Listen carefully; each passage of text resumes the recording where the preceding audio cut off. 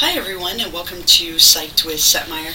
Today we're going to look at a very, very brief history of psychology. Now you could take entire classes on this, you could major in this, even get a degree in it, but we're just going to look at it in just a couple of minutes. So some of the key events in the history of the field of psychology. Psychology has roots in philosophy. If you go back to the days of Aristotle and Plato, they were sitting around wondering about human behavior, right? Are we the person that we are today because we were born that way? Or are we the person that we are today because of experiences and learning? Kind of the classic nature and nurture debate started all these years ago. And the original word psychology comes from the Greek word psyche, meaning soul, spirit, or mind, and logos, meaning the study of a subject matter. So in the very early days, psychology literally translated to the study of the soul, the spirit, or the mind.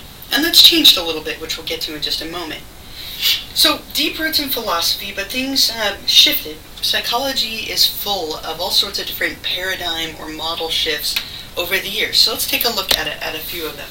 If we look at some of the big events, right, again, psychology really started out as something very related to philosophy rather than its own distinct and unique discipline.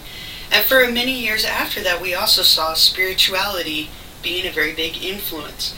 We thought that mental illness was the result of demonic possession for quite a bit of time. In the 1700s, we saw things like mesmerism, with Franz Mesmer developing this idea that we could mesmerize people to help them get better.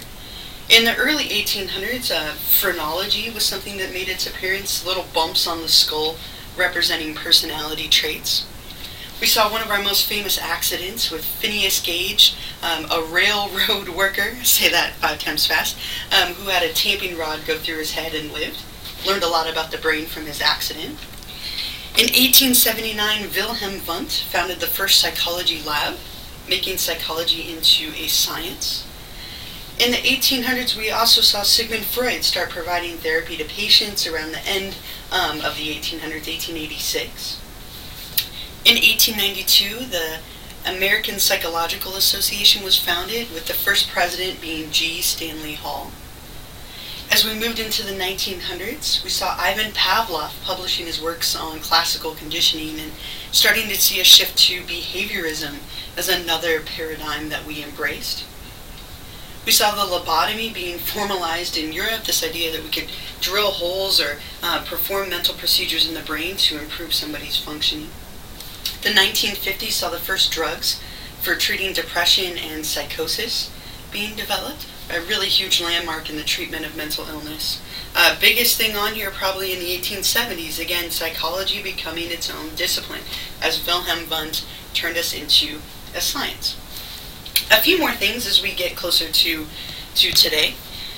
In the 1950s, we saw a lot of things happening, right? So 1952 or so, the first DSM, the Diagnostic and Statistical Manual of Mental Disorders, was published. We're currently in our 5th edition at the moment.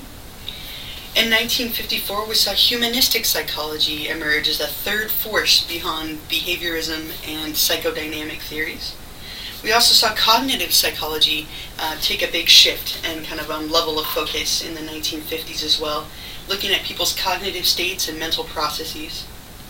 The 1970s were dominated by evolutionary psychology, looking at adaptation and natural selection of human traits.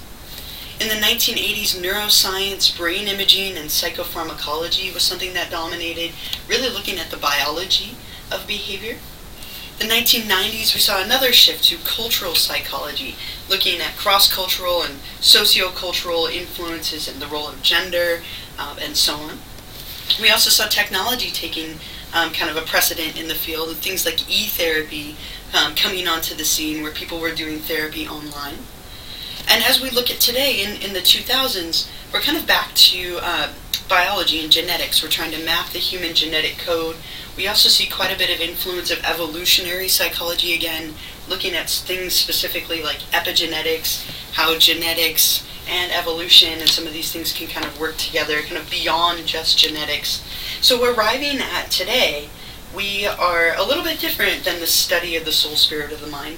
Psychology today is the scientific study of behavior and mental processes. So first, we're a science, thanks to Wilhelm Wundt back in the 1800s, and we study everything that we think, everything that we feel, and everything that we do.